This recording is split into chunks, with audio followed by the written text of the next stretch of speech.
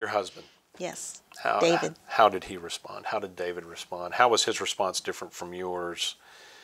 I know it was very public. I know that you guys Yes. made some choices to make it public, to bring the church into it. I've seen the story, but how was David's response? How did he minister to you?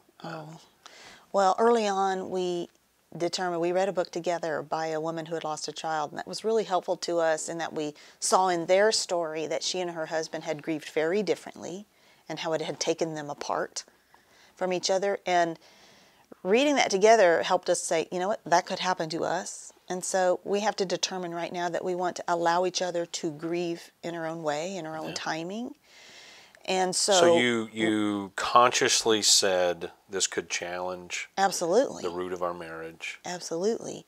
And so David gave me so much grace to grieve my way. And I hope that I return that same grace for him to grieve his way. You know, I mean, Describe the difference. Tears and tears and tears and tears. Yeah, carried the child. In every moment, Gave birth you to know, the child. awkward moments, tears for a long time. Had a wellspring of tears. David's not as much of a crier, you know, and David had to put up with, you know, one thing about couples, we think that our spouse should be able to read our mind about what we want. We should have learned this a long time ago that they Rob think and I hope you're listening. that they don't know what we want for our birthday, right? Right. That they Chocolate. should, yeah.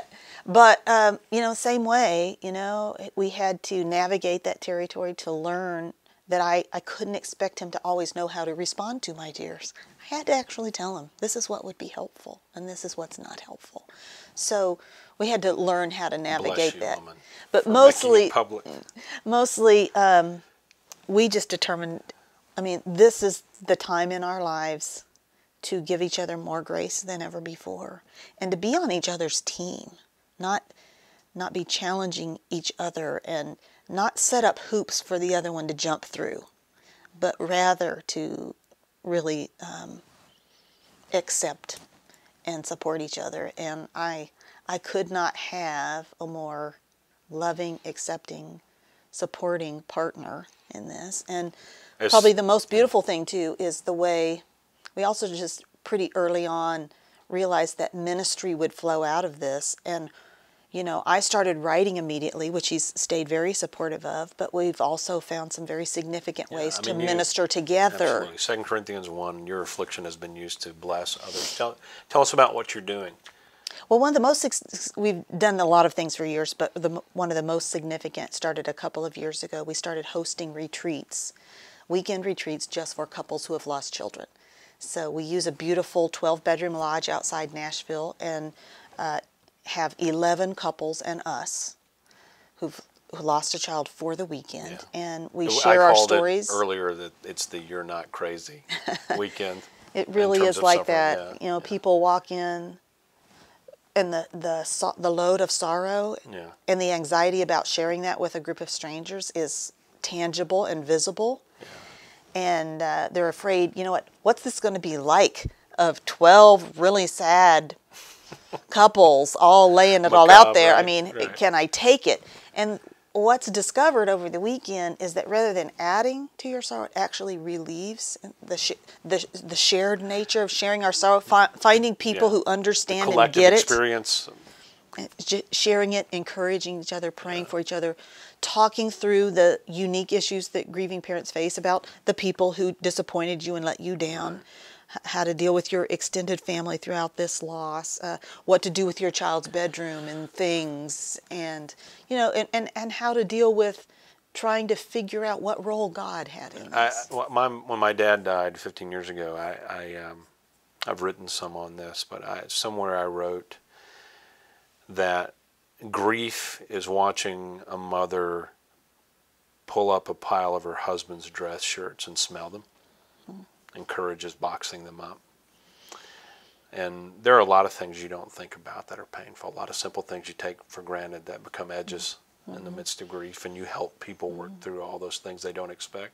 Where can somebody find out about this? At my website, nancyguthrie.com, you'll see information about retreats, which are called respite retreats. Your books are there? Tell us about the books you've written. I don't sell them from my website, but there's information about there.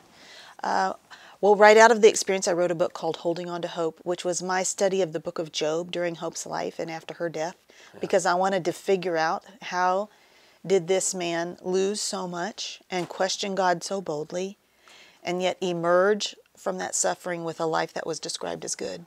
Yeah. Because honestly, at that point, I thought my life would never be good again. Now tell us about this particular book right here, Be Still. Yeah, that's not a book I wrote, but a book I edited. I put together, I think there's 25, okay.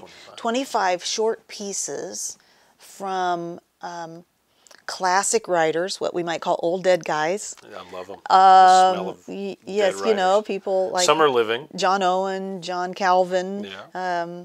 Jonathan Edwards, St. Augustine. I'm not sure who all's in this group, as well as more current and contemporary writers and theologians. Sinclair Ferguson, J.I. Packer, John Piper, Martin Luther, Jeremiah Burroughs, Tim Keller. Tim Keller, D.A. Carson, Jerry Bridges, Tozer. So they're all just short pieces that I thought and they're all writing about suffering. It's called Be Still My Soul, Embracing God's Purpose and Provision in Suffering. And so they're all just short pieces that present profound truths for those of us who are suffering. You wrote a book dedicated to an idea that D.A. Carson introduced you to in this book on death, approaching death. Yeah, there's a similar anthology that's called Oh Love That Will Not Let Me Go, Facing Death with Courageous Confidence in God. Because yes, there's a piece in there by D.A. Carson about dying well, and that modern Christianity has no sense really of what it means to die well to the glory of God.